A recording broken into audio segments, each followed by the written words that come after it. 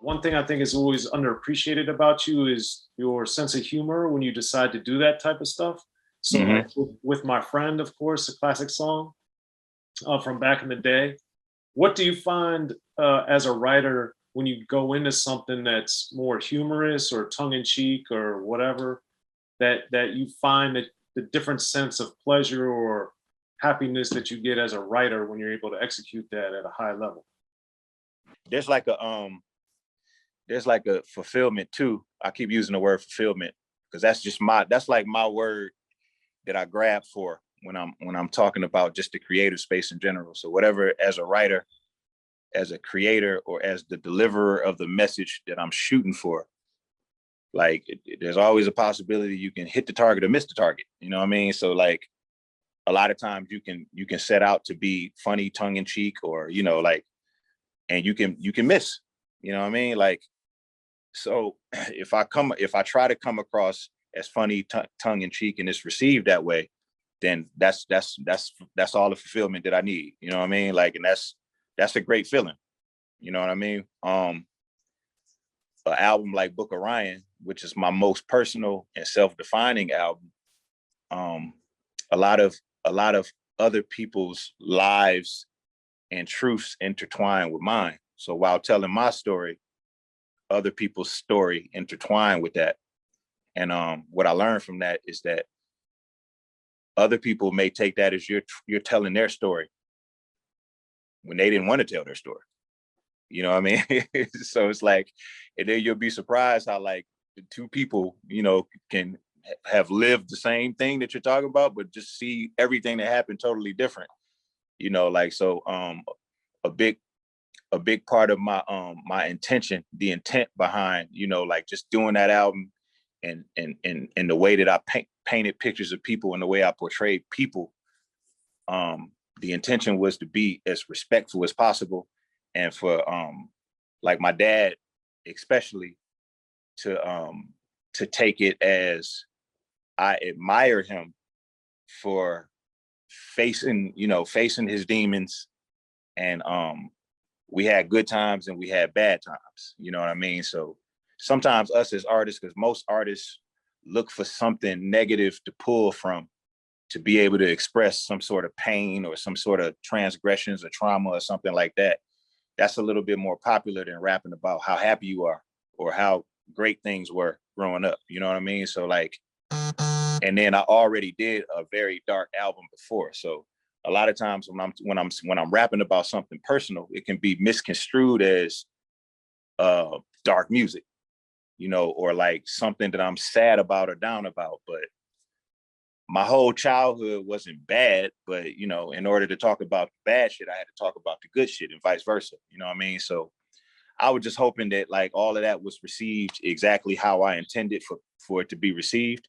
And I missed some targets and I hit most of the targets, you know what I mean? So it's like there was some fulfillment, then there was some like, okay, fuck it. Well, it's interesting you say that because one of the I agree with that, but I also think one of the glaring exceptions to that, which is ironic, is was "Summertime" with Jazzy Jeff and the Fresh Prince, Mm-hmm. because that song is so, even for them it was so different, but it's a celebration of summer. Mm-hmm. Um, Even though they were more light-hearted and fun, it was Nightmare on Elm Street, it was Girls Are Nothing But Trouble. So to your point, it was negative, but Summertime was their biggest song, and I think the one that still gets played the most. Mm-hmm.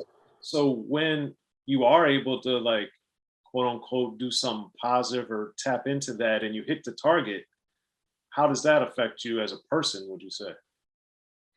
Um, well, when I decided to get sober, and I almost didn't tell anybody that I was sober. I almost was gonna keep it a secret. I almost wasn't gonna like share that at all because I was, man, self-conscious and all types of other shit. You know what I'm saying? So like, I'm so glad that I just decided to, because it went way better than I thought it would. You know what I mean? Like, it resonated well with people. And then I started to, get the feedback and see that it was helping people. And that was like the first time in my career as a creator that I felt like that I was doing good through the art instead of just bad all the time, you know, negative shit into the universe all the time. My music and my words were actually helping people. You know what I mean? So that was like the coolest shit in the world. I like that a lot. You know what I'm saying?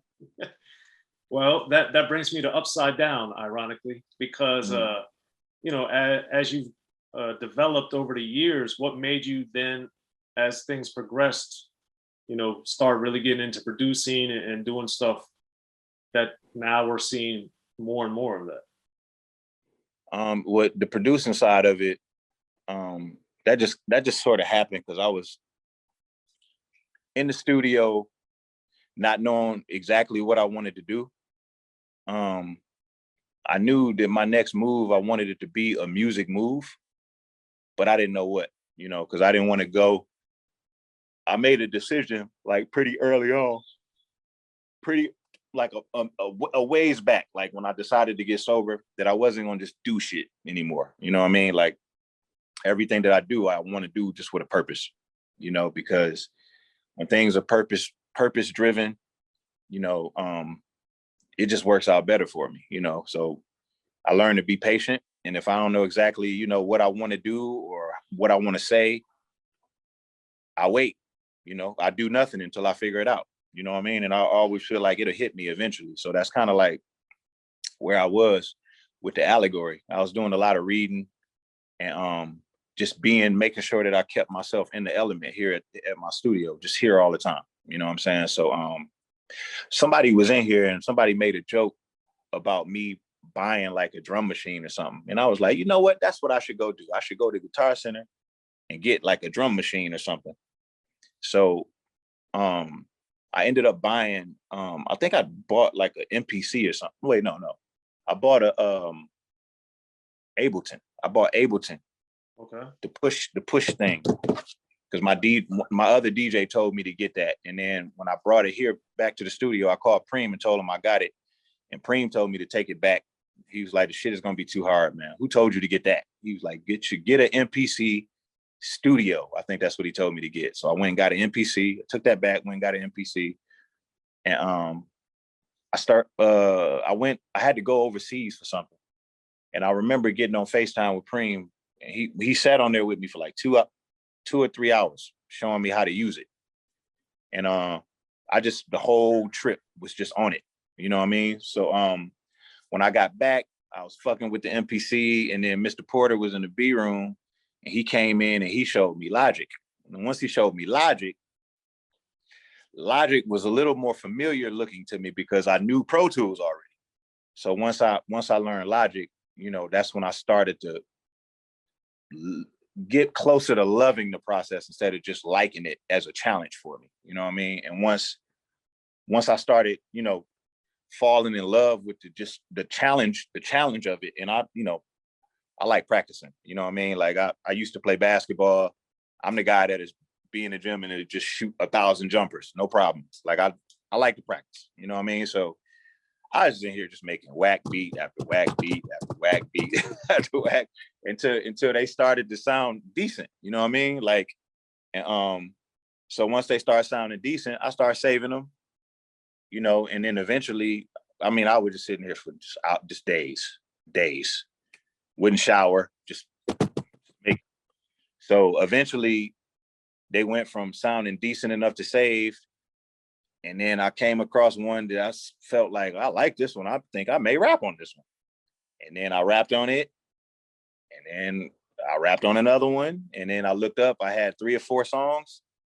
And those songs started sparking other ideas, you know what I mean? Like, and then the bodies, the little bodies of work, the little mini bodies of work that I was doing was taking on many forms. You know, I had like a really, really dark version of it that once I stepped away from it and came back to it and listened to it, I realized that I needed to brighten it up in spots, you know what I mean? So I started focusing on doing that. And all during this process, I'm learning more and more about, you know, beat making. I already knew how to produce.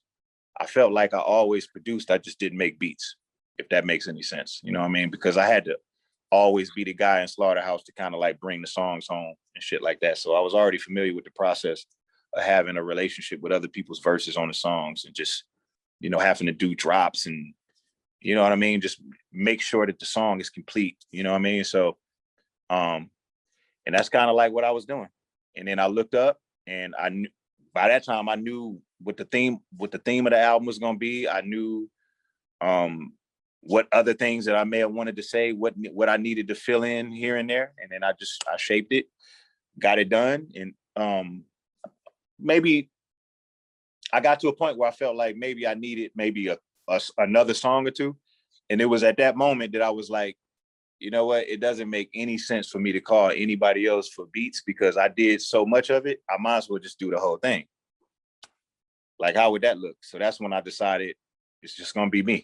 So to get those last couple songs took me a long time. Took me a long time, but I finally was able to get them. And I got it to a point where I felt like it was complete. I put it out. Why did the last ones take longer, do you think? I think it's because I was searching for something in particular, you know, like sonically and lyrically, you're looking for something in particular. And a lot of times you don't know what that is until you hear it. And it's a lot different from just cutting random. You know, cutting random is different. You're not really looking for nothing. You just more so filling in the body, you know, when you stumble across something that you feel like is exceptional or important, you know, like you can shape things around it, you know what I mean? And then once you get it to a point where it's like, you got so many good pieces, you kind of can hear, you know, like what's missing. So now you're looking for something in particular. It's just like if you have like some beat makers come in and they play some beats, but you're looking for something in particular. Let's just, for lack of a better phrase, let's say you're looking for a radio song, you know? And it's like,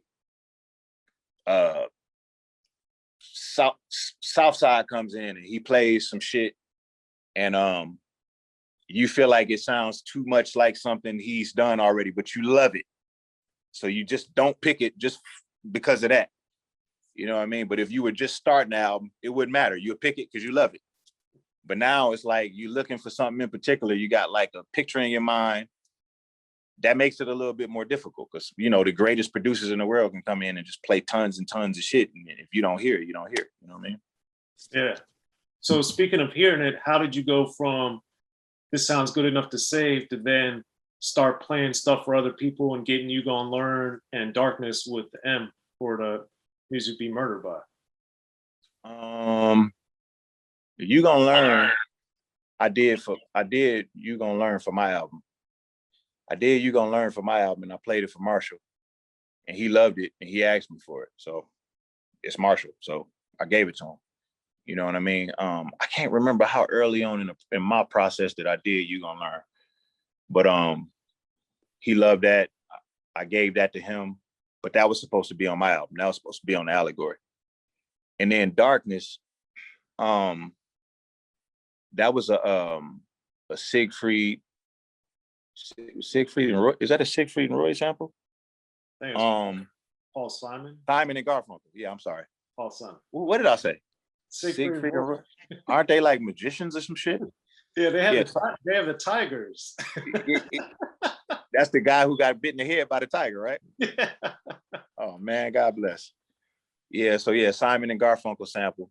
And I remember when I did it, and I remember thinking to myself, this doesn't fit anything that I'm even thinking about doing, but I really like this. So I hit Marshall up and was like, I'm gonna send you this beat. And I sent it to him and he ain't hit me back. So I didn't think about it. And then maybe a week later, he called me and was like, yo, that beat you sent me, yo, I need you to send me the stems for it. I wrote something to it. I'm gonna go record it tomorrow. I was like, oh, holy shit. So I sent him the stems and that was it. I got lucky with that one. Now, definitely got lucky with it. When you hear somebody referencing and making a story about a real situation, that's obviously they didn't do themselves, but how does that affect you as a listener? Since that's the Las Vegas shooting thing. Oh yeah. When he played it for me? Yeah. Well, it didn't really affect me. It didn't really affect me as a listener because I've been knowing Marshall for so long, and like I've witnessed his vivid imagination. I've heard it expressed in so many different ways. You know what I mean? Like he's been like, he'll write a fairy tale story. He'll write a story that never even happened. Some shit that he just came up with in his mind. Like he's always had like a vivid imagination like that. You know what I mean? So he's like, I just know that his creative intent, his artistic intent is always in the right place. You know what I mean? So I didn't really think too much of it. I thought it was really creative. You know what I mean? And it's just refreshing for somebody that's been doing it as long as him and has achieved so much to even be willing to push himself in that way in terms of like concepts. You know what I mean? Especially with the climate the way that it is, there's not a whole lot of conceptual music being made and released that you can say is successful. You know what I mean? So it's really not necessary for him to even be thinking to push himself in that way at the juncture that he was at that moment. You know what I mean? So I just appreciated it. You know what I mean? And then, you know, when you hear his voice on your beat, you know, you almost just, everything kind of goes out the window. You know what I mean? It's like, damn, that's my beat. He's rapping on my beat. Because at that moment, I hadn't had any placements. You know what I mean? Like my first placement as a producer is an Eminem album. It's crazy. That's a pretty good placement. Pretty good placement. All right. Well, I know it's around the time we got to go. So last question would be then, given the placement thing, have people been reaching out to you a lot? Have you started shopping beats, or how's that working? Yeah, I had a lot of people reaching out to me. Usually when I'm actively posting things on my Instagram, like beats that I've done on my Instagram, that's usually when I get calls from like, you know, friends of mine in the rap shit. You know what I'm saying? But I've never sent out beats like to shop them. I've never done that before. I mean, not to say I wouldn't be open to it, but it's just not something I ever really thought about doing. You know? Mm-hmm. Well, there it is. Royce the 5'9", sending you continued success as always, man. It's great to see you, and thank you for coming through to Unique Access Entertainment, man. Thank you, my brother. Always good to speak to you, man. Love and respect to you, my brother. Likewise. My man.